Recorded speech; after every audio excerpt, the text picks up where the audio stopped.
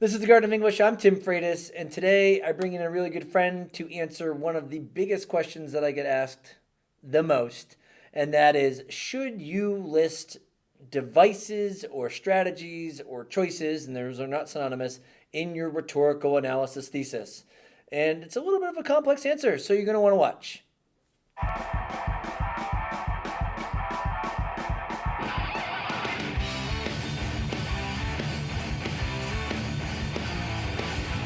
All right, I am so super thrilled to welcome here today the one and only Jim Jordan, even though I actually know a couple of them. And before I let Jim Jordan tell us a little bit about himself and get into our conversation, I am going to just give a quick little shout out here to the Garden of English Patreon supporters. I think their names are like right here, right now.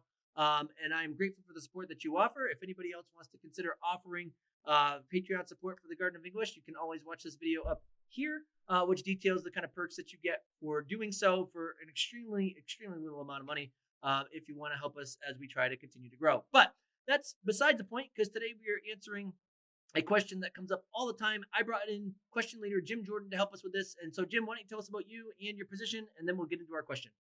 All right. Thanks, Tim. It's really nice working with you, by the way. Nice to see you, sir. I am an English teacher at Sacred Heart Cathedral Prep, which is right in downtown San Francisco. I've been there 21 years teaching AP Lang for, I don't even remember how many. I've been a table leader. I've been on sample selections. I've been a question leader, all that good stuff. So, and I am a workshop consultant for the College Board as well. All right. So you're certainly well-versed in the College Board here. And that's why I wanted to bring you in, because I also happen to know that you and I have different, for the lack of a better term, conceptualizations of the rhetorical analysis thesis on test day. And we want to point out the, just this idea of there are a couple different ways to do this, but also answer a quick question, right? So a question that I see showing up on online communities all the time is, will my whatever thesis is presented get the thesis point? And a lot of times it comes with, are there devices and or choices and or strategies, which are not synonymous, but are there things listed in the thesis, right? And because of that, I've actually developed a template to try to deal with things.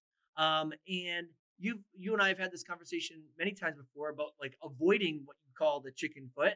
So it's like, hey, let's actually dive into this here and answer the question.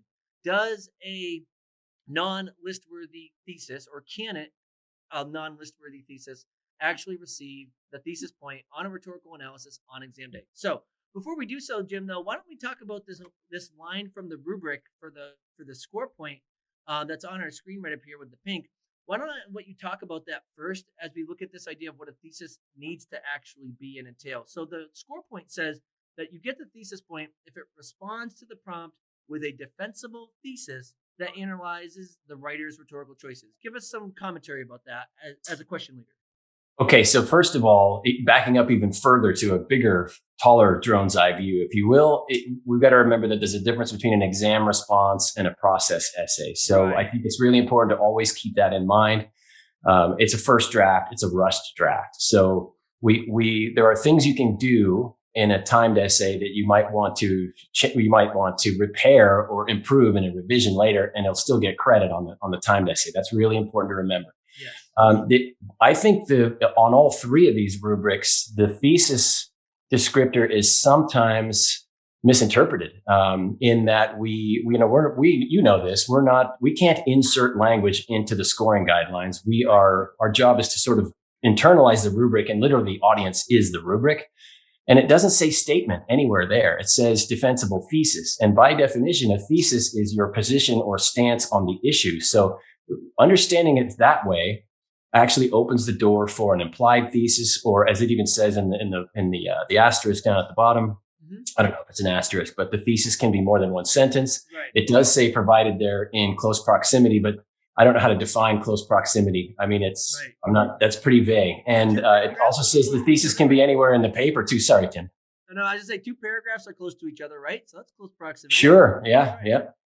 So I think it's important to remember that by definition, as long as the paper takes a position on rhetorical choices, as long as I can read a position on rhetorical choices in the paper, then it should get credit for the thesis point. Right. And not only that, though, but notice how it says that analyzes the writer's rhetorical choices. It doesn't say that identifies the writer's rhetorical choices. And I think that that's kind of what what individuals kind of struggle with here. Does it have to be identified there?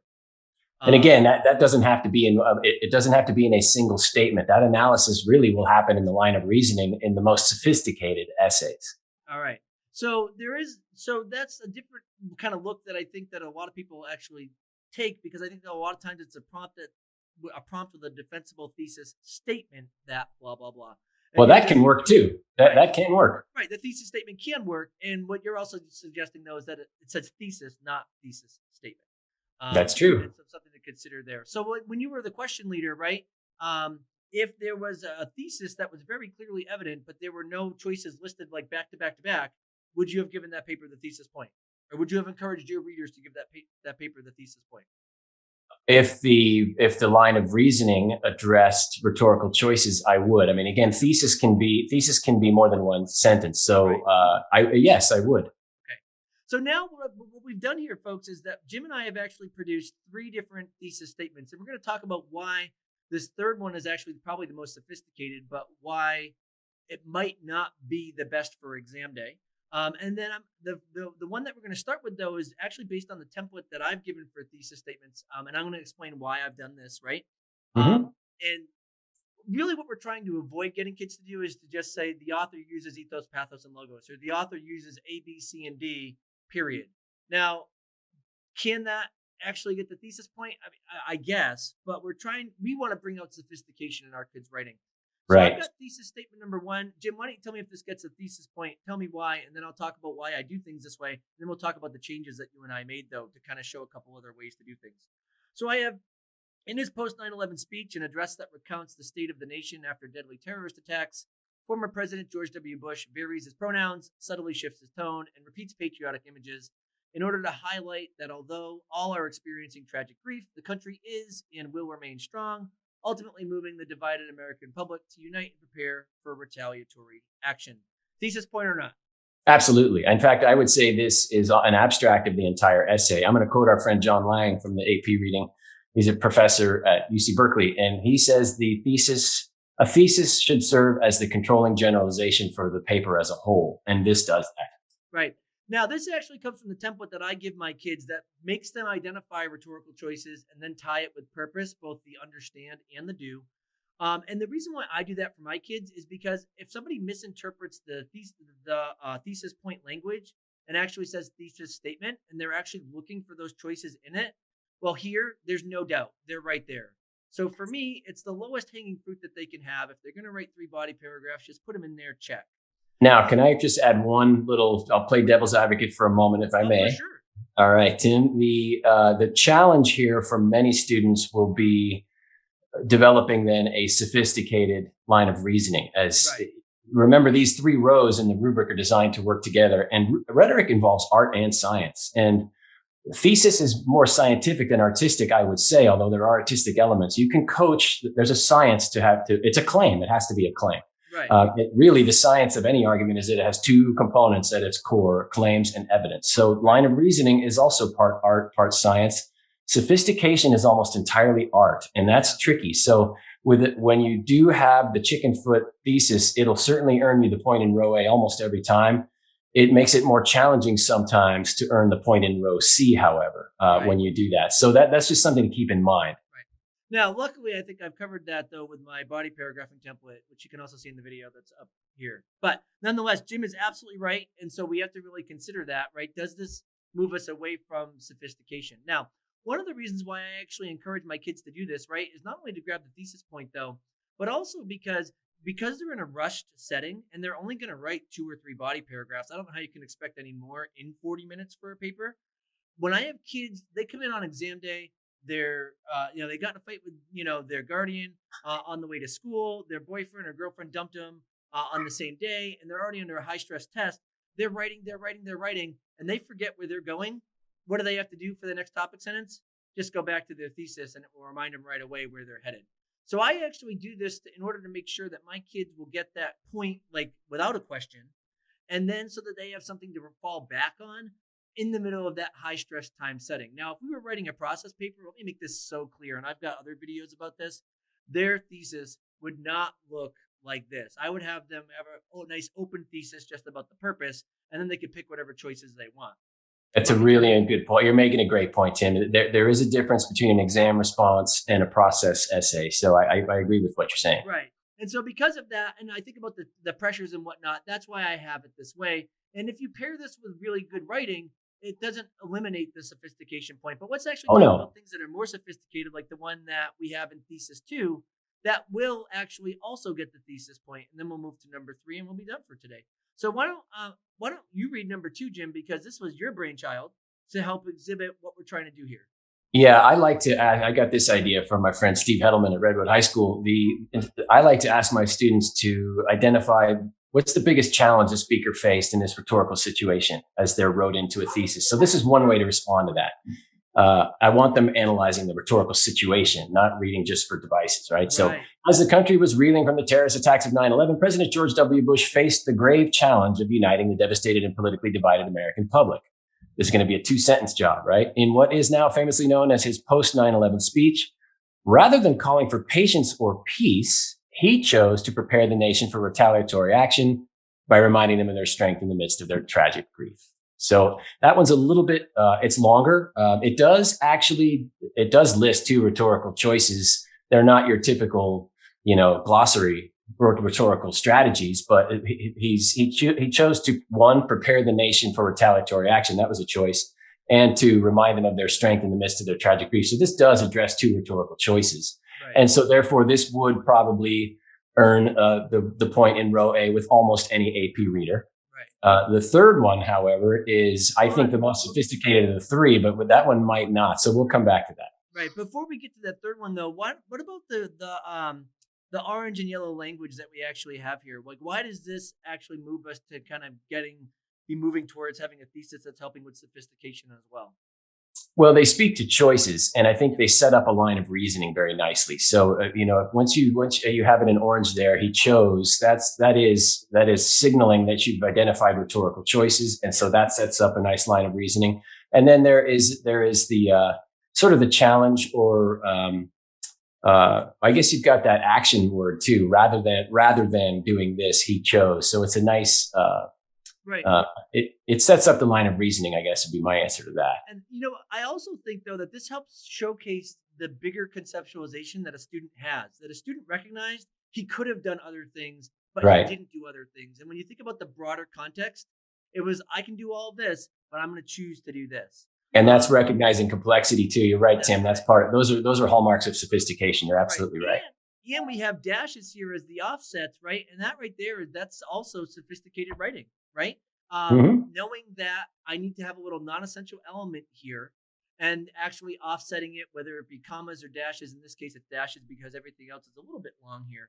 And so that right there. But I think that we can totally agree, especially as a reader myself and table leader and whatnot. I don't think anybody would question that this would get the thesis point too. But now let's go to the third one, where we probably produced the most sophisticated one we had, but this is the one where we might run into a risk a little bit. So Jim, why don't we talk about this? Sure. So the only difference in this one is we've taken that last line out. It's we'll just go right to the second sentence. In what is now famously known as his post 9/11 speech, rather than calling for patience or peace, he chose to prepare the nation for retaliatory action.